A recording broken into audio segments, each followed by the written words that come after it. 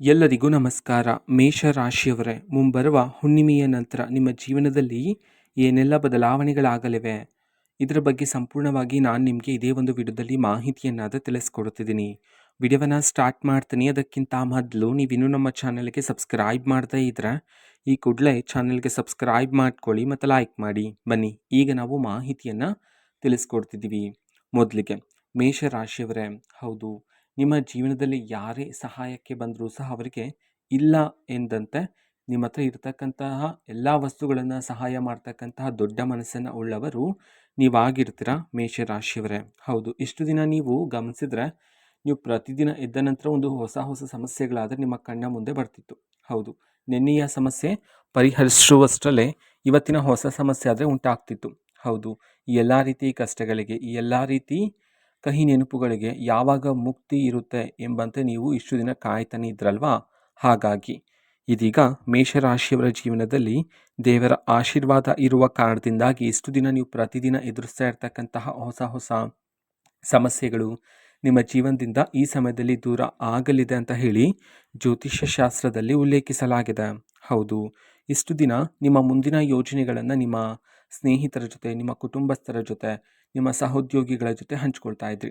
ಹೌದು, ಇಷ್ಟು ದಿನ ನಿಮ್ಮ ಜೀವನದಲ್ಲಿ ನಡೀತಕ್ಕಂಥ ಪ್ರತಿಯೊಂದು ಸಣ್ಣ ಪುಟ್ಟ ವಿಚಾರವನ್ನು ಸಹ ಅಷ್ಟೇ, ನಿಮ್ಮ ಮುಂದಿನ ಯೋಜನೆಗಳನ್ನು, ನೀವು ಆಸ್ತಿ ಖರೀದಿ ಮಾಡ್ತಿರ್ಬೋದು, ವಾಹನ ಖರೀದಿ ಮಾಡ್ತಿರ್ಬೋದು, ಅಥವಾ ಮನೆ ಖರೀದಿ ಮಾಡೋದಾಗಿರ್ಬೋದು, ಅಥವಾ ಒಂದು ಹೊಸ ಜಾಗದಲ್ಲಿ ಒಂದು ಹೊಸ ಯೋಜನೆಯಲ್ಲಿ ನೀವು ಹೂಡಿಕೆಯನ್ನು ಮಾಡೋದು, ಒಂದು ಹೊಸ ವ್ಯಾಪಾರವನ್ನು ಶುರು ಮಾಡತಕ್ಕಂಥದ್ದು, ಈ ರೀತಿ ನಿಮ್ಮ ಮುಂದಿನ ಯೋಜನೆಗಳನ್ನು ಎಲ್ಲರೊಂದಿಗೂ ಸಹ ಹಂಚ್ಕೊಳ್ತಾ ಇದ್ದೀರಿ. ಇದರಿಂದ ಏನಾಗುತ್ತೆ ಅಂತಂದರೆ ನಿಮ್ಮ ಮುಂದಿನ ಯೋಜನೆಗಳು ನಿಮ್ಮ ಶತ್ರುಗಳಿಗೆ ತಿಳಿಯುವ ಸಾಧ್ಯತೆ ಇರುತ್ತೆ. ಆಗ ಶತ್ರುಗಳು ನಿಮ್ಮ ಮುಂದಿನ ಯೋಜನೆಯನ್ನು ನಿಲ್ಲಿಸಲು ಪ್ರಯತ್ನ ಪಡುವ ಸಾಧ್ಯತೆಗಳಿರ್ತಿತ್ತು. ಹಾಗಾಗಿ ಮುಂದಿನ ದಿನಗಳಲ್ಲಿ ನಿಮ್ಮ ಮುಂದಿನ ಯೋಜನೆಗಳನ್ನು ಯಾರೊಂದಿಗೂ ಸಹ ಹೇಳಿಕೊಳ್ಳಬೇಡಿ. ಬದಲಿಗೆ ನಿಮ್ಮ ಯಶಸ್ಸಿನ ಮೂಲಕ ಅವರಿಗೆ ಉತ್ತರವನ್ನು ನೀಡಬಹುದಾಗಿರುತ್ತೆ. ಮೇಷರಾಶಿಯವರೇ, ಮುಂಬರುವ ಹುಣ್ಣಿಮೆಯ ನಂತರ ನಿಮ್ಮ ಜೀವನದಲ್ಲಿ ಲಕ್ಷ್ಮೀ ದೇವರ ಆಶೀರ್ವಾದ ಆದರೆ ಇರಲಿದೆ. ಹೌದು, ಸಾಕ್ಷಾತ್ ಲಕ್ಷ್ಮೀ ದೇವರೇ ಮುಂಬರುವ ಹುಣ್ಣಿಮೆಯ ನಂತರ ನಿಮಗೆ ಮಾರ್ಗದರ್ಶನವನ್ನಾದರೆ ನೀಡಲಿದ್ದಾರೆ. ಹೌದು, ದೇವರ ಮಾರ್ಗದರ್ಶನದಲ್ಲಿ ನೀವು ನಿಮ್ಮ ಜೀವನವನ್ನು ಸಾಗಿಸಿದ್ದೇ ಆದರೆ ಅತಿ ಬೇಗ ನೀವು ನಿಮ್ಮ ಗುರಿಯನ್ನು ತಲುಪಲು ಸಾಧ್ಯ ಆಗ್ತಕ್ಕಂಥದ್ದು. ಅದೇ ರೀತಿ ಇಷ್ಟು ದಿನ ನಿಮ್ಮ ಜೀವನದಲ್ಲಿರ್ತಕ್ಕಂತಹ ಎಲ್ಲ ರೀತಿ ಕಣ್ಣೀರಿನ ಕ್ಷಣಗಳು, ಕಷ್ಟಗಳು, ಪ್ರತಿಯೊಂದು ಕ್ಷಣದಲ್ಲಿ ನೀವು ಪಟ್ಟಿರ್ತಕ್ಕಂಥ ಎಲ್ಲ ರೀತಿ ನೋವುಗಳು, ಅವಮಾನಗಳು, ಇವೆಲ್ಲವನ್ನೂ ಸಹ ನೀವು ಪ್ರತಿದಿನ ನೋಡ್ತಾ, ಗಮನಿಸುತ್ತಾ, ನೀವು ಪಡ್ಕೊಳ್ತಾ ನೀವು ಸಹ ತುಂಬ ದುಃಖಿತರಾಗಿದ್ದೀರಿ ಅಲ್ಲವೇ. ಹೌದು, ಒಂಟಿಯಾಗಿದ್ದಾಗ ಮನಸ್ಸಿನಲ್ಲಿ ಈ ಎಲ್ಲ ವಿಚಾರಗಳನ್ನು ನೀವು ಮತ್ತೊಮ್ಮೆ ಯೋಚನೆ ಮಾಡ್ತಾ, ಹಾಗೆ ಹೇಗೆ ಆಯಿತು, ಹೀಗೆ ಏಕೆ ಆಯಿತು ಎಂಬಂತೆ ನೀವು ಯೋಚನೆ ಮಾಡ್ತಾ ಇದೇ ಒಂದು ವಿಚಾರವನ್ನು ಹಲವಾರು ಬಾರಿ ಯೋಚನೆ ಮಾಡ್ತಾ ನೀವು ದುಃಖಿತರಾಗಿದ್ದೀರಿ ಅಲ್ಲವೇ. ಹಾಗಾಗಿ ಮುಂಬರುವ ಹುಣ್ಣಿಮೆಯ ನಂತರ ಮೇಷರಾಶಿಯವರ ಜೀವನದಿಂದ ಇಷ್ಟು ದಿನ ನೀವು ಪಟ್ಟಿರ್ತಕ್ಕಂಥ ಎಲ್ಲ ರೀತಿ ಕಷ್ಟಗಳು, ಕಣ್ಣೀರಿನ ಕ್ಷಣಗಳೆಲ್ಲ ಈ ಸಮಯದಲ್ಲಿ ದೂರ ಆಗಲಿದೆ ಅಂತ ಹೇಳಿ ಜ್ಯೋತಿಷ್ಯ ಶಾಸ್ತ್ರದಲ್ಲಿ ಉಲ್ಲೇಖಿಸಲಾಗಿದೆ. ಹಾಗಾಗಿಯೇ ಈಗ ನೀವು ಜೀವನ ಮಾಡ್ತಿರ್ತಕ್ಕಂತಹ ಜೀವನಕ್ಕೂ ಮುಂಬರುವ ಹುಣ್ಣಿಮೆಯ ನಂತರದ ಜೀವನಕ್ಕೂ ನೀವು ಸಹ ಭಾರಿ ಬದಲಾವಣೆಯನ್ನು ನೀವು ನಿಮ್ಮ ಜೀವನದಲ್ಲಿ ಕಾಣಬಹುದಾಗಿರುತ್ತೆ ಮೇಷರಾಶಿಯವರೇ. ಹೌದು, ಮೇಷರಾಶಿಯವರು ತುಂಬ ಮೃದು ಮನಸ್ಸನ್ನು ಉಳ್ಳವರಾಗಿರ್ತೀರ. ಹೌದು, ಯಾರಿಗೂ ಸಹ ನೀವು ಮೋಸವನ್ನು ಮಾಡೋದಿಲ್ಲ, ದ್ರೋಹವನ್ನು ಮಾಡೋದಿಲ್ಲ, ಪ್ರಾಮಾಣಿಕತೆಯಿಂದ ನೀವು ಜೀವನವನ್ನು ಸಾಗಿಸ್ತಾನೆ ಇರ್ತೀರ. ಹೌದು, ಯಾರಾದರೂ ಕಷ್ಟ, ಯಾರಿಗಾದ್ರೂ ಅಲ್ಲಿ ಹಣದ ಸಹಾಯ ಅವಶ್ಯಕತೆ ಇದೆ, ಅಥವಾ ಯಾರಿಗಾದ್ರೂ ಅಲ್ಲಿ ಸಹಾಯದ ಅವಶ್ಯಕತೆ ಇದೆ ಅಂತಂದರೆ ಅಲ್ಲಿ ನೀವು ಮೊದಲಿಗೆ ಇರ್ತೀರ. ಹೌದು, ನಿಮ್ಮ ಮನಸ್ಸೇ ನಿಮಗೆ ಹೇಳ್ತಿರುತ್ತೆ ಅವ್ರಿಗೆ ಸಹಾಯವನ್ನು ಮಾಡಬೇಕು ಎಂಬಂತೆ. ಹಾಗಾಗಿ ತುಂಬ ಮೃದು ಮನಸ್ಸು, ತುಂಬ ಒಳ್ಳೆಯ ಮನಸ್ಸನ್ನು ಉಳ್ಳವರು ನೀವಾಗಿ ಇರ್ತೀರ ಮೇಷರಾಶಿಯವರೇ. ಹೌದು, ಇಷ್ಟು ದಿನ ನಿಮ್ಮ ಮನಸ್ಸಿನಲ್ಲಿ ಎಷ್ಟೇ ನೋವಿದ್ರೂ ಸಹ, ಅಗ್ನಿ ಪರ್ವತದಷ್ಟು ನೋವಿದ್ರೂ ಸಹ ನೀವು ನಿಮ್ಮ ಮನಸ್ಸಿನಲ್ಲಿರ್ತಕ್ಕಂತಹ ನೋವನ್ನು ಯಾರೊಂದಿಗೂ ಸಹ ನೀವು ಹೇಳಿಕೊಳ್ಳೋದಿಲ್ಲ. ಹೌದು, ನಿಮ್ಮನ್ನು ನೋಡುವವರಿಗೆ, ಹೊರ ಜಗತ್ತಿಗೆ ನೀವು ತುಂಬ ನಗು ನಗುತ್ತಾ ಸಂತೋಷದಿಂದ ಕಾಣ್ತೀರಾ. ಹೌದು, ಇದರ ಪ್ರಮುಖವಾಗಿರ್ತಕ್ಕಂಥ ಉದ್ದೇಶ ನಿಮ್ಮ ಮನಸ್ಸಿನಲ್ಲಿರ್ತಕ್ಕಂತಹ ನೋವನ್ನು ಬೇರೆಯವರ ಜೊತೆ ಹೇಳಿಕೊಂಡು ಅವರನ್ನು ಸಹ ದುಃಖಿತರನ್ನಾಗಿ ಮಾಡೋದು ನಿಮಗೆ ಇಷ್ಟ ಇರೋದಿಲ್ಲ. ಆ ಕಾರಣದಿಂದಾಗಿ ನಿಮ್ಮ ಮನಸ್ಸಿನಲ್ಲಿ ಎಷ್ಟೇ ನೋವಿದ್ರೂ ಸಹ ಅದನ್ನು ಮನಸ್ಸಿನಲ್ಲೇ ಇಟ್ಕೊಂಡಿರ್ತೀರಾ. ಬದಲಿಗೆ ಎಲ್ಲರಿಗೂ ಸಹ ಸಂತೋಷ ಮತ್ತು ಖುಷಿಯನ್ನು ಹಂಚ್ತಾ ಇರ್ತೀರಾ. ಅದೇ ರೀತಿ ಮನಸ್ಸಿನಲ್ಲಿರ್ತಕ್ಕಂಥ ನೋವನ್ನು ಪ್ರತಿ ಬಾರಿ ಯೋಚನೆ ಮಾಡ್ತಾ, ದೇವರಿಗೂ ಸಹ ಪ್ರಶ್ನೆಗಳನ್ನು ಮಾಡ್ತಾ ನಾನು ಯಾರಿಗೂ ಸಹ ಮೋಸ ಮಾಡಿಲ್ಲ. ನನ್ನ ಜೀವನದಲ್ಲಿ ಯಾಕೆ ಪ್ರತಿಯೊಂದು ಸವಾಲುಗಳು ಹೀಗೆ ಎದುರಾಗ್ತಿವೆ ಎಂಬಂತೆ ನೀವು ದೇವರಿಗೂ ಸಹ ಪ್ರಶ್ನೆಗಳನ್ನು ಮಾಡಿದ್ದೀರಿ ಅಲ್ಲವೇ? ಹಾಗಾಗಿ ಮುಂಬರುವ ಈ ಹುಣ್ಣಿಮೆಯ ನಂತರ ನಿಮ್ಮ ಜೀವನದಲ್ಲಿ ಎಲ್ಲ ಕಷ್ಟಗಳು, ಕಠಿಣ ಸಮಯಗಳೆಲ್ಲ ಈ ಸಮಯದಲ್ಲಾದರೆ ದೂರ ಆಗ್ತಕ್ಕಂಥದ್ದು. ನಿಮ್ಮೊಳಗೆ ಆತ್ಮವಿಶ್ವಾಸ ಆದರೆ ಹೆಚ್ಚಾಗುತ್ತೆ. ಯಾವುದೇ ಒಂದು ಹೊಸ ವ್ಯಾಪಾರವನ್ನು ಶುರು ಮಾಡ್ತಿದ್ರಾ ಅಥವಾ ಒಂದು ಹೊಸ ಯೋಜನೆಯನ್ನು ಶುರು ಮಾಡ್ತಿದ್ರಾ ಅಂತಂದರೆ ಮನಸ್ಸಿನಲ್ಲಿ ಗೊತ್ತಿಲ್ಲದಂತೆ ಆತಂಕ, ಭಯ ಆದರೆ ಎದುರಾಗ್ತಿರತ್ತೆ. ಅವೆಲ್ಲನೂ ಸಹ ಈ ಸಮಯದಲ್ಲಿ ನಿಮ್ಮ ಜೀವನದಿಂದ ದೂರ ಆಗ್ತಕ್ಕಂಥದ್ದು ಮೇಷರಾಶಿಯವರೇ. ಹೌದು, ಆತ್ಮವಿಶ್ವಾಸ, ಆತ್ಮಗೌರವ ಆದರೆ ನಿಮ್ಮೊಳಗೆ ಸಿದ್ಧಿಯಾಗ್ತಾ ಹೋಗುತ್ತೆ. ಅದೇ ರೀತಿ ಇಷ್ಟು ದಿನ ನೀವು ಪ್ರತಿದಿನ ಒಂದೊಂದು ಸಮಸ್ಯೆಗಳನ್ನು ಎದುರಿಸ್ತಾ ಇದ್ರಿ, ಹೌದಲ್ವೇ? ಸವಾಲುಗಳು ಎದುರಾಗ್ತಿತ್ತು. ಅವೆಲ್ಲವನ್ನು ಸಹ ನೀವು ಧೈರ್ಯದಿಂದ ಎದುರಿಸ್ತಾ ಇದ್ರಿ. ಆದರೆ ಮನಸ್ಸಿನಲ್ಲಿ ಯಾವುದೋ ರೀತಿ ಭಯ, ಆತಂಕ ಆದರೆ ಇರ್ತಿತ್ತು ನಿಮ್ಮೊಳಗೆ, ಅಲ್ವಾ? ಅವೆಲ್ಲನೂ ಸಹ ಈ ಸಮಯದಲ್ಲಿ ದೂರ ಆಗೋದ್ರ ಮೂಲಕ ನೀವು ಪ್ರತಿದಿನ ಎದುರಿಸ್ತಾ ಇರ್ತಕ್ಕಂಥ ಸವಾಲುಗಳಲ್ಲೂ ಸಹ ನೀವು ನಿಮ್ಮ ಧರ್ಮ ಮಾರ್ಗವನ್ನು ಬಿಡಲಿಲ್ಲ. ಹಾಗಾಗಿಯೇ ದೇವರ ಆಶೀರ್ವಾದ ಆದರೆ ನಿಮ್ಮ ಮೇಲೆ ಇರ್ತಕ್ಕಂಥದ್ದು. ಹೌದು, ನೀವು ಏಳಿಗೆಯನ್ನು ಆಗ್ತಿದ್ದೀರಾ, ನೀವು ಬೆಳವಣಿಗೆ ಆಗ್ತಿದ್ದೀರಾ, ನೀವು ನಿಮ್ಮ ಧರ್ಮ ಮಾರ್ಗದಲ್ಲಿ ಇನ್ನೇನು ತಲುಪ್ತಾ ಇದ್ದೀರಾ ಅಂತಂದರೆ ನಿಮ್ಮ ಸುತ್ತಮುತ್ತಲೂ ಸಹ ನಿಮ್ಮ ಶತ್ರುಗಳ ಸಂಖ್ಯೆಯೂ ಸಹ ಏರಿಕೆಯಾಗ್ತಾನೆ ಇರುತ್ತೆ.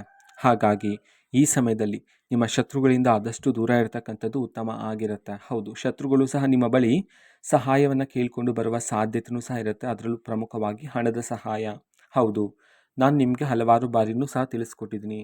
ಹಣದ ಸಹಾಯವನ್ನು ಮಾಡ್ತಿದ್ರಾ ಅಂತಂದರೆ ಸರಿಯಾಗಿ ಯೋಚನೆಯನ್ನು ಮಾಡಿ. ನೀವು ಯಾರಿಗೆ ಸಹಾಯ ಮಾಡ್ತಿದ್ರಲ್ವ ಆ ವ್ಯಕ್ತಿಗೆ ನಿಜವಾಗ್ಲೂ ಹಣದ ಅವಶ್ಯಕತೆ ಇದೆಯೋ ಇಲ್ವೋ ಎಂಬಂತೆ ನೀವು ಸರಿಯಾಗಿ ಸೂಕ್ಷ್ಮ ದೃಷ್ಟಿಯಿಂದ ಅರ್ಥ ಮಾಡಿಕೊಂಡು ಇಲ್ಲಿ ಒಂದು ನಿರ್ಧಾರವನ್ನು ತಗೊಳ್ತಕ್ಕಂಥದ್ದು ಬಹುಮುಖ್ಯ ಆಗಿರುತ್ತೆ ಮೇಷರಾಶಿಯವರ ಜೀವನದಲ್ಲಿ. ಹೌದು, ಇಷ್ಟು ದಿನ ನಿಮ್ಮ ಜೀವನದಲ್ಲಿ ಇರ್ತಕ್ಕಂಥ ಎಲ್ಲ ರೀತಿ ಆರೋಗ್ಯದ ಸಮಸ್ಯೆಗಳೆಲ್ಲ ಈ ಸಮಯದಲ್ಲಾದರೆ ಸುಧಾರಣೆಯಾದರೆ ಆಗ್ತಕ್ಕಂಥದ್ದು.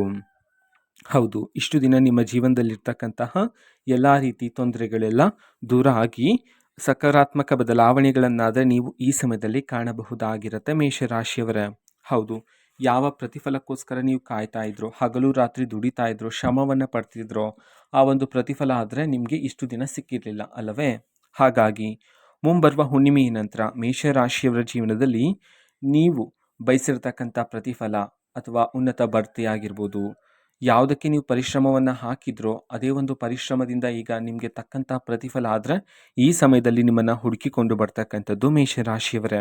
ಹೌದು, ಧನಲಾಭ ಪ್ರಾಪ್ತಿಯಾಗುವ ಯೋಗ ಆದರೆ ನಿಮ್ಮ ಜೀವನದಲ್ಲಿ ಇರ್ತಕ್ಕಂಥದ್ದು. ಅದೇ ರೀತಿ ಕುಟುಂಬ ಜೀವನದಲ್ಲಿರ್ತಕ್ಕಂಥ ಸಮಸ್ಯೆಗಳು ಮತ್ತು ವೃತ್ತಿ ಜೀವನದಲ್ಲಿರ್ತಕ್ಕಂಥ ಎಲ್ಲ ರೀತಿ ತೊಂದರೆಗಳೆಲ್ಲ ಈ ಸಮಯದಲ್ಲಿ ದೂರ ಆಗಿ ಕುಟುಂಬದಲ್ಲಿ ಶಾಂತಿ, ನೆಮ್ಮದಿ ಆದರೆ ಹೆಚ್ಚಾಗ್ತಕ್ಕಂಥದ್ದು ಮೇಷರಾಶಿಯವರ ಜೀವನದಲ್ಲಿ. ಆದರೆ ಇಲ್ಲಿ ನೀವು ಒಂದು ವಿಷಯವನ್ನು ನೆನಪಿಟ್ಕೋಬೇಕಾಗಿರುತ್ತೆ. ಅದು ಏನಂತಂದರೆ ಈ ಸಮಯದಲ್ಲಿ ನೀವು ಯಾರೊಂದಿಗೂ ಸಹ ಜಗಳ ಆಡೋದಾಗಿರ್ಬೋದು, ಕೋಪವನ್ನು ಮಾಡ್ಕೊಳ್ಳೋದನ್ನು ಮಾಡಬಾರದಾಗಿರುತ್ತೆ. ಹೌದು, ನೀವು ಎಷ್ಟು ತಾಳ್ಮೆಯಿಂದ ಇರ್ತೀರೋ, ಎಷ್ಟು ನೀವು ನಿಮ್ಮ ಒಳಗೆ ಇರತಕ್ಕಂಥ ಕೋಪವನ್ನು ನಿಯಂತ್ರಣ ಮಾಡ್ತೀರೋ ಅಷ್ಟು ಹೆಚ್ಚಿನ ಫಲಗಳನ್ನಾದರೆ ನೀವು ಸಿದ್ಧಿ ಮಾಡ್ಕೊಳ್ತೀರಾ ಮೇಷರಾಶಿಯವರೇ. ಹಾಗಾಗಿ ಮುಂದಿನ ಹುಣ್ಣಿಮೆಯ ನಂತರ ನಿಮ್ಮ ಜೀವನದಲ್ಲಿ ನಡೀತಕ್ಕಂತಹ ಘಟನೆಗಳಿಂದ ನೀವು ಹೆಚ್ಚಿನ ಫಲಗಳನ್ನು, ಯಶಸ್ಸನ್ನು ಪ್ರಾಪ್ತಿ ಮಾಡ್ಕೊಳ್ತೀರಾ. ಆದರೆ ನೀವು ತಾಳ್ಮೆಯಿಂದ ಇರ್ತಕ್ಕಂಥದ್ದು ಬಹುಮುಖ್ಯ ಆಗಿರುತ್ತೆ. ಇಷ್ಟು ದಿನ ನೀವು ಎಷ್ಟೇ ಪರಿಶ್ರಮ ಪಟ್ಟರೂ ಸಹ ಕೊನೆಯ ಕ್ಷಣದಲ್ಲಿ ನೀವು ಕೋಪವನ್ನು, ಜಗಳ ಮಾಡೋದ್ರ ಮೂಲಕ ನಿಮಗೆ ಬರಬೇಕಾಗಿರ್ತಕ್ಕಂಥ ಪ್ರತಿಫಲ ಕೈ ತಪ್ತಾ ಇತ್ತು.